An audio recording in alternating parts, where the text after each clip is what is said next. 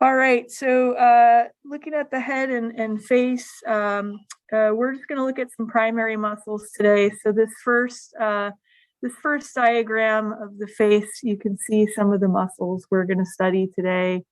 We have temporalis. The muscle part of it is here on the side of the head.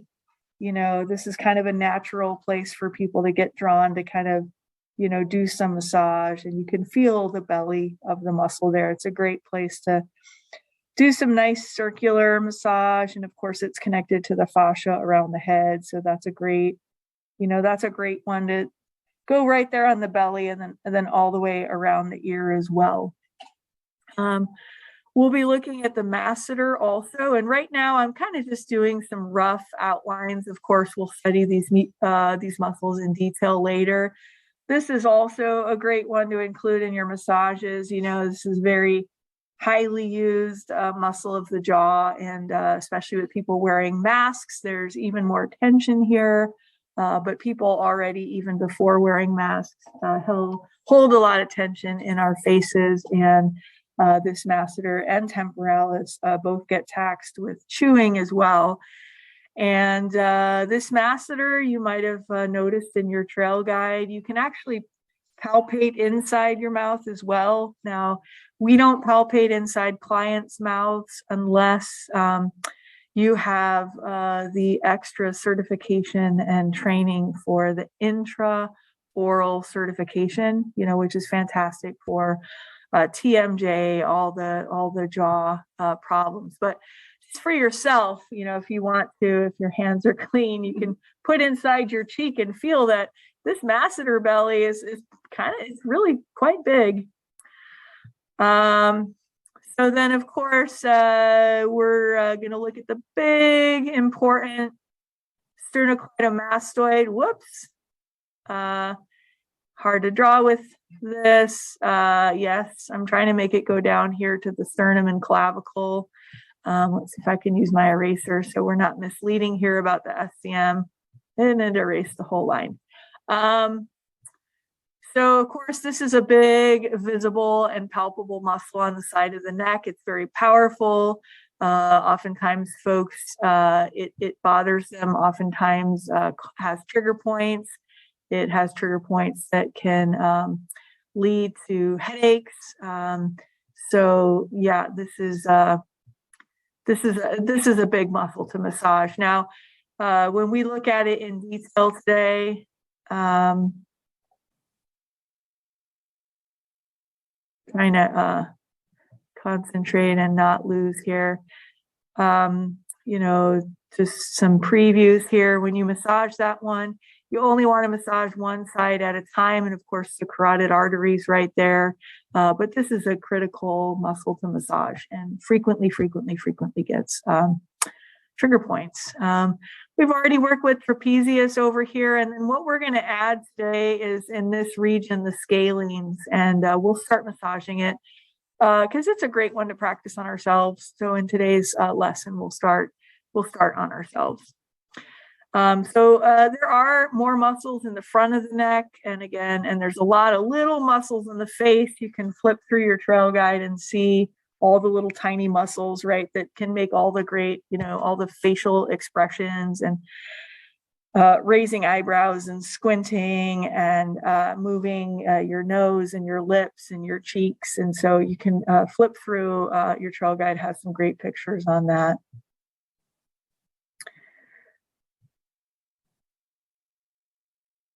So before we really get into today's muscles, I want you to spend time getting a lay of the land of the bones in the skull. When we first started looking at the bones in the body, some of you might have already started looking at these specific bones in the skull, but we really haven't emphasized them yet. So again, there's fantastic pictures. I'm actually going to switch now because there's fantastic pictures. If you got a new edition, page 228, 229, that are nicely color coded. So let me switch to that and talk you through this a little bit, and then we'll have a little activity for you to work with this. And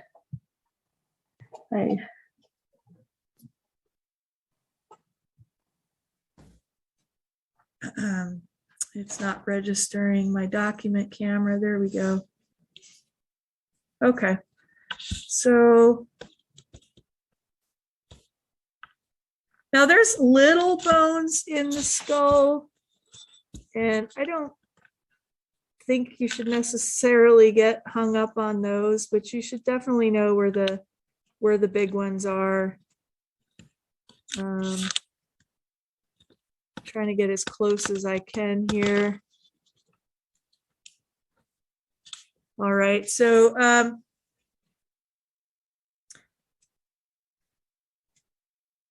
from the anterior view,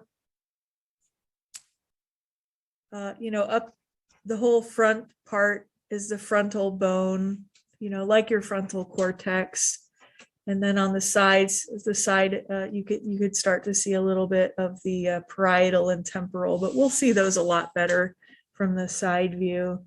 And then again, I'm not going to have you get hung up on all the little tiny bones that we can't palpate. But I think we should definitely look at the major ones, especially that we palpate for face massage and so forth. So, we're going to be working a lot, with the mandible because of the masseter. And then sometimes for lymphatic drainage or acupressure or whatnot, we work with the maxilla here in purple.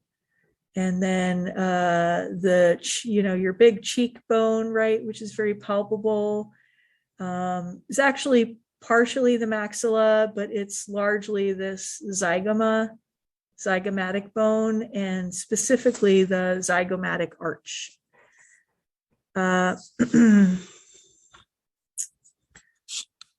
So then from the posterior view, I think this part here, right, is, that's a little bit confusing on the view. I just want to focus on the major ones here. So from the back, this whole big posterior part in blue, that's your parietal bones. And then we have the whole big part in the back. This part should definitely be review the occiput, right? Because we talk about the occiput a lot, and the suboccipital muscles, and here's the external occipital protuberant. So, right, some of this is review, but some of it won't be. And then, we've also been already palpating and working with the mastoid process, right? That very palpable round projection behind the ear. But here in orange, you can see that it's part of the temporal bone. We haven't really focused on the sutures yet, but separating the bones of the skull are these squiggly line sutures. And this one that separates left and right is sagittal suture. And that one should make sense, right? The title, because it's in the sagittal plane.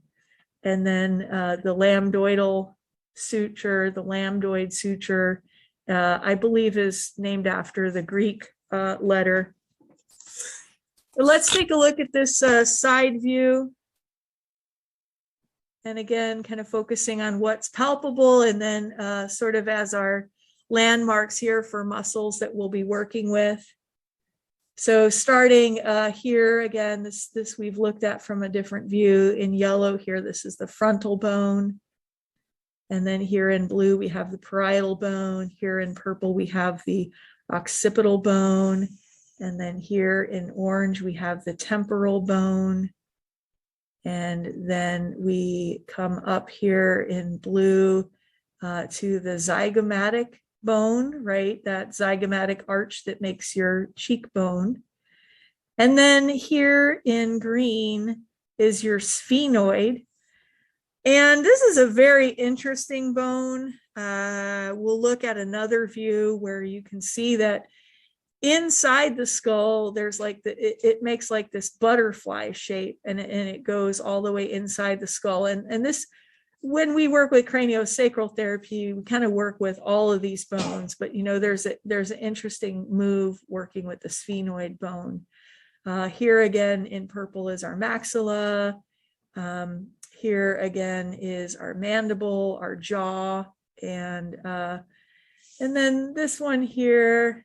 Yeah, I mean, we're not going to necessarily review all the cervicals and so forth, but in case you kind of missed it on our initial run through the bones back in anatomy and physiology, you know, we have one bone in the body that does not articulate directly with other bones, and that's this little hyoid bone. You know, so when you swallow and there's that little, you know, moving, or you can actually feel this little hyoid bone, it's actually shaped like a C shape. We don't typically, it's not typical in massage to really work with that bone. Again, and there are some smaller, deeper bones, but that's not as important. And then last but not least, again, this view, you're going to definitely have a review here, but just to kind of see it, if it's not clear, this is the view looking from up underneath the skull. So, you know, I don't know how well this will work, but yeah, if we took the skull and we turn it upside down like so, you know, that's the view that we're looking at there. So we have, of course, in purple in the back, our occipital bone, and so, you know, we palpate, again, this is a little unusual view, but, you know, what we palpate is this part all out here. And then, of course, there are parts of it that are super deep and go all the way around, right? This is where your spinal cord would emerge. And then, again, I mean, we're not going to palpate up in here, so I don't think this view is as important to understand. So that's a quick little preview of the bones of the skull. And what I'd like you to do now is take out a piece of paper or several pieces of paper and draw a side view of the skull like this, and front view of the skull like this, and a posterior view like this. And of course, label them. I would recommend color coding them.